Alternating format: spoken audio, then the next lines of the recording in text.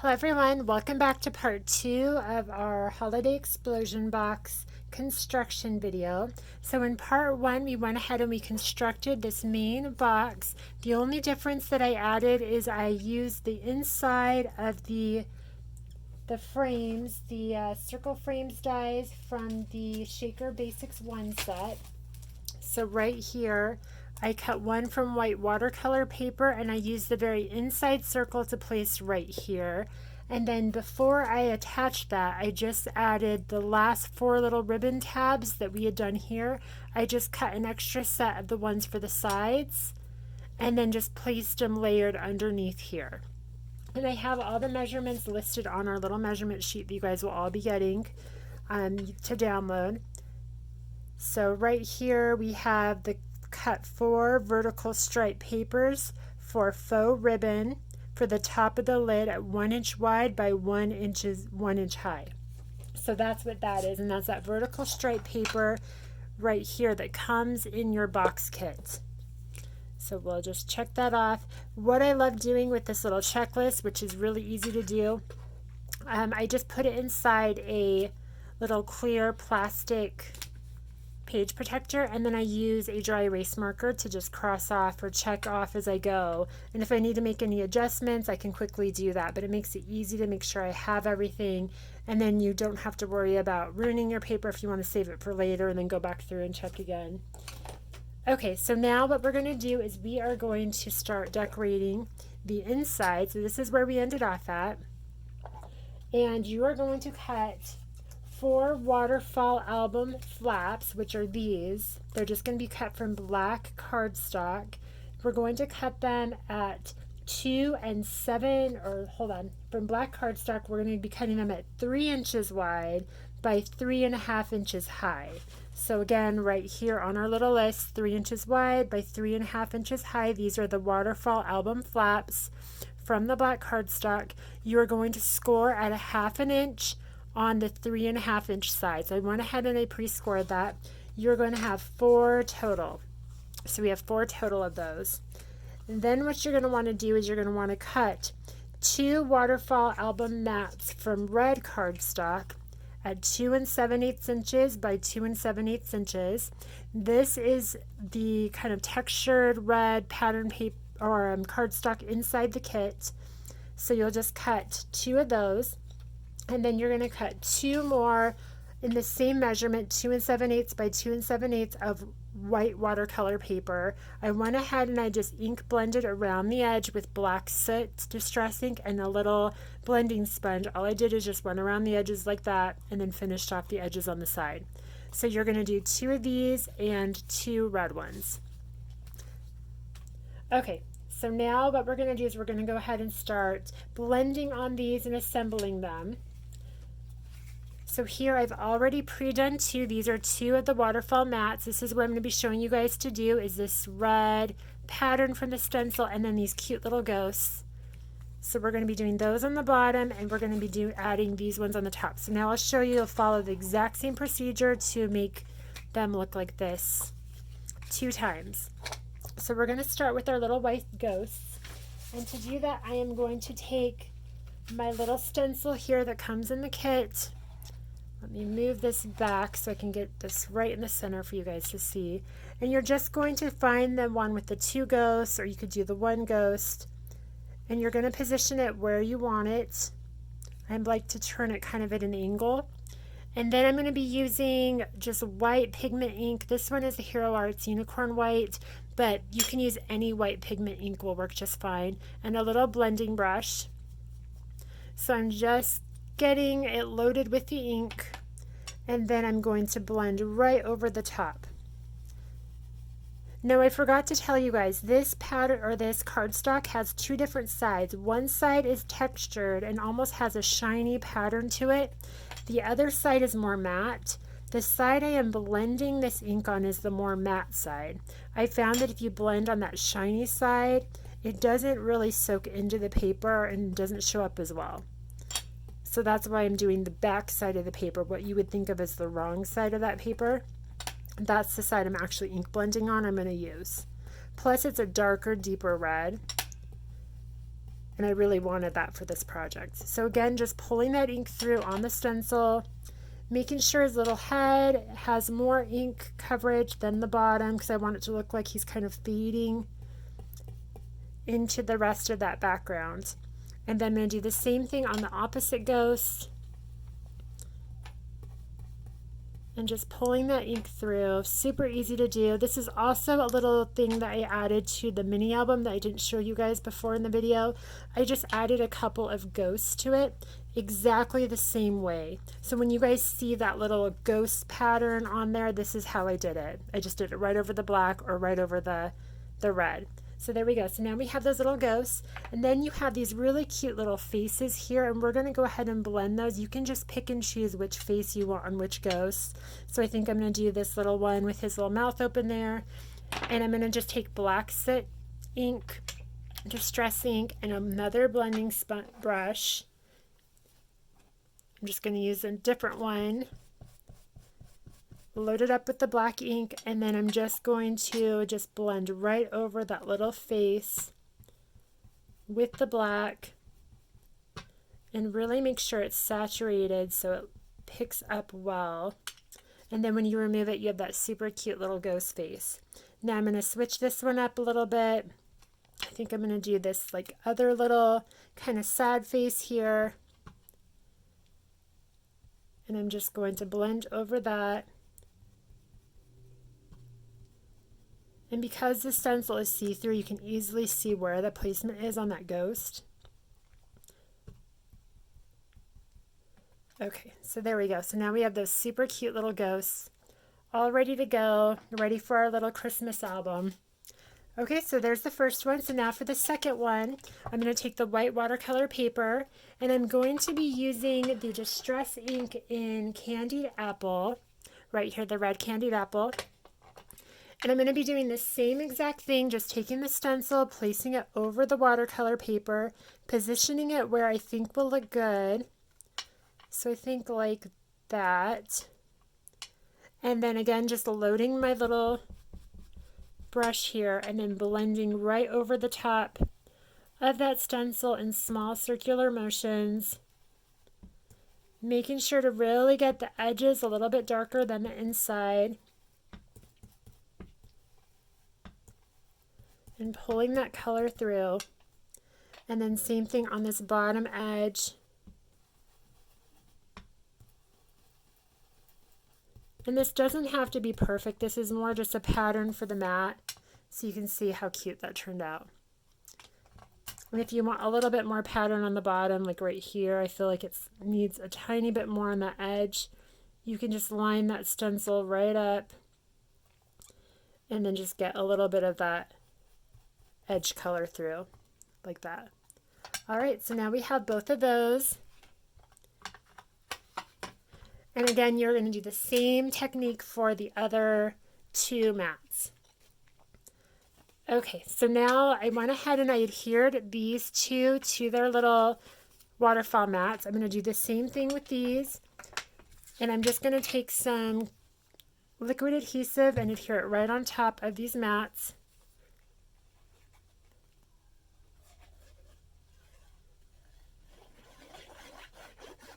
There we go. And then just lining it up to the center. And I like the liquid adhesive for this because I have a little bit of wiggle room if I don't get it lined up exactly perfect. Okay, and then same thing on this opposite side.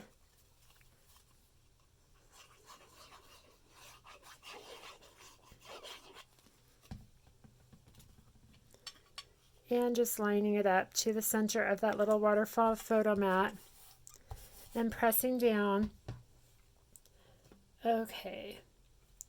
And then the last little thing, if you have a couple of areas like I see here where I got the white off of the stencil, you can just take your red Distress ink and just go over it with your little blending brush, and it will clean up that area easily without having to worry about adding more ink or redoing it. So you can see that fixed it right there by just using that red Distress ink over that.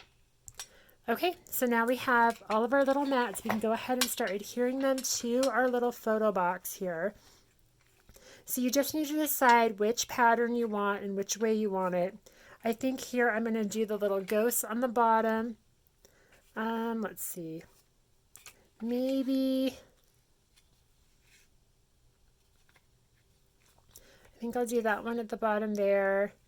Maybe this one on the top.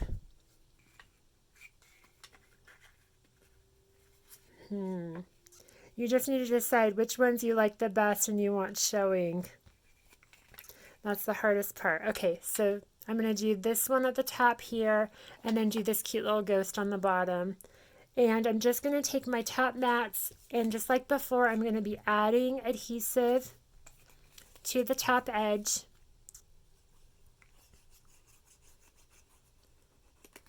And then I'm just going to line it up in the center along this top edge of my little box and pressing down.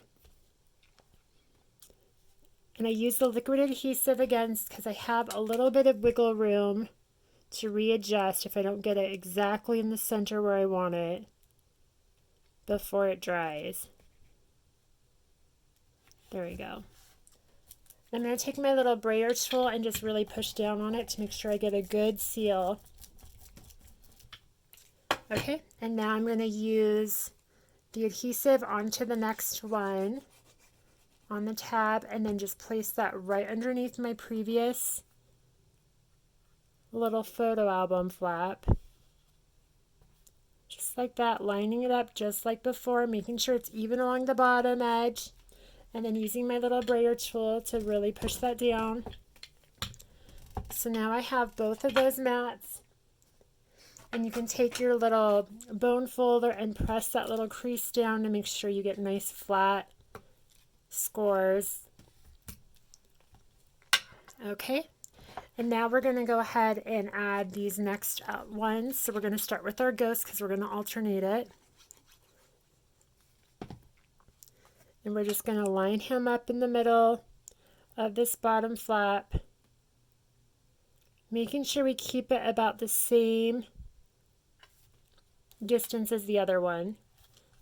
So I had maybe about 1/2 inch between the bottom and the edge of the top one. So I'm going to do the same thing on this one, pressing down with my little brayer tool, and then again adding my final little mat here.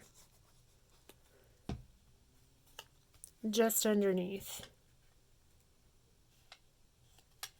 and then lining it up. Okay, and then just pressing down again, making sure that really adheres well. Okay, so now for this center area, what you're going to want to do is cut one of the borders, the town die borders from chipboard, and then you are going to cut from glitter cardstock. You're going to be cutting a frame like this with the frames from the Shaker 1 dies. You're going to save the inside of it and the outside. So the inside you're going to just glue to the back of your little town. And then you're just going to add foam tape. I added foam tape along the bottom and the side edge 2 layers high. And then all I'm going to do is just take this, remove the score tape or the foam tape backing, and line it up to the bottom edge of my little center mat. Just like that. And because we have it popped up, we can use this to put a tag in. So the rest of this border die, all I did is I just cut off the last little part, put it on this little tiny tag. The tag I created from cutting a piece of the spiderweb paper at 2.5 inches wide, or 2 1/4 inches wide by 2.5 inches high. It's this one right here on our little list. Cut 1 mini tag base from spiderweb paper, 2 1/4 inches wide by 2.5 inches high. All I did is just added ribbon. So the 2 pieces of ribbon I cut at 6.5 inches, and then I just put them on the top there and trimmed it. So just like that, super easy little tag, but you can see this little tag just fits right in behind there. You could put a little photo mat on the back of that. How cute would that be? So now we have the full inside of our little city all done there. All I took lastly was the little sentiment. I just cut around it, added some black cardstock to the back. May all your holiday nightmares come true. I'm going to add a little bit of liquid adhesive to this. And I'm going to place this right here in the middle of our little town. Just like that. Look how cute. You can put all your little photos. If you want to keep the mats this way, you can either put the photo on top or put all of your photos underneath so it still shows the pattern. But this would be so much fun when they open it and then all of these pictures from your holidays are right there. Like, what a fun little gift. Okay, so now the inside of this is done. We are going to move on to the outside, the top of this little box. So we're going to go ahead and seal this up so we can get to the top. Okay, and now for that, what we are going to do is you are going to have that leftover little circle ring here. You're going to need to cut from the little border die. It goes with the stamps, but I use it as a border die, this little fun spiral hill. I cut that from white glitter cardstock as well. And then I cut one more of the solid shaker tag basics dies, the plain circle, from watercolor paper. So we are going to go ahead and blend this watercolor paper with some ink to do our background of our little night scene. So I'm going to start with, I'm going to use only black soot for this, and a little blending sponge. And I'm just going to start blending towards the center, down towards the bottom, making sure I go really well on the edges and then it's nice and saturated.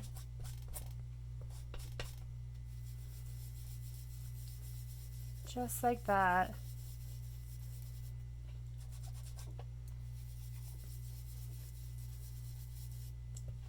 And then I'm going to add a little bit of shading here from the other side, making sure it's more of a gray tone. I want it to go from darker to lighter, but I still want it to read as like a night, kind of snowy sky, but I want it in the gray tones. So again, now that we have that all blended, now we're going to start again from that top edge. And we're just going to build up this color until it looks like a really dark night sky. So again, just going over that same area multiple times. Building up that color.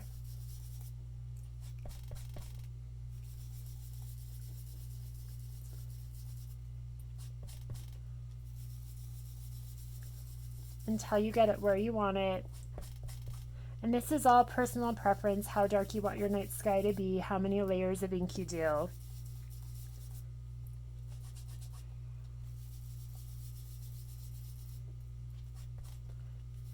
But you can see when I'm blending this, I'm still trying to keep with the shape of this circle. So I'm blending more like a rainbow pattern, if that makes sense. Kind of an arc instead of straight across.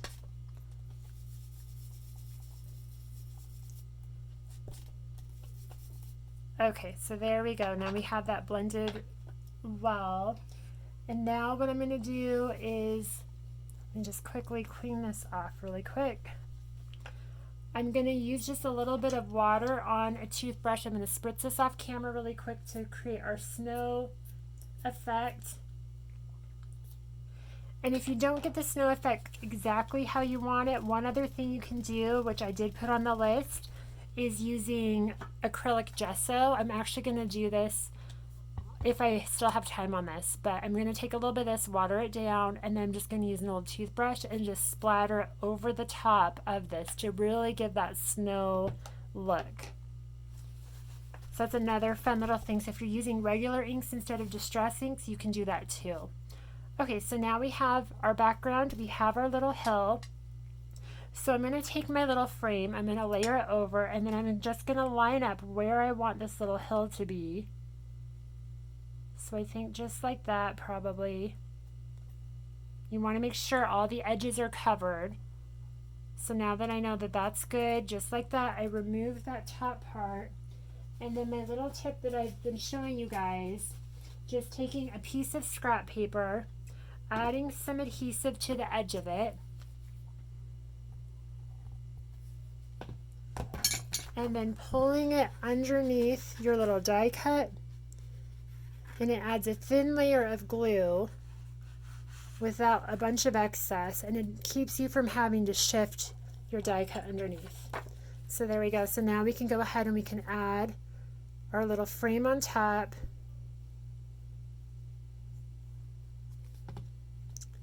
Oops, just like that. And press down. And now the excess on this little frame, all we're going to do is flip it over to the back and just trim that off with a pair of scissors. There we go. Now we have the perfect little snowy hill. I'm going to use my brayer tool really quick just to make sure that is on there really well. Okay, so now to finish off, we have our little box. We're going to just take a little bit of foam tape, a couple little pieces here to pop up this little circle, just like this, right on top of that little watercolor circle there already. We're going to place this right in the center.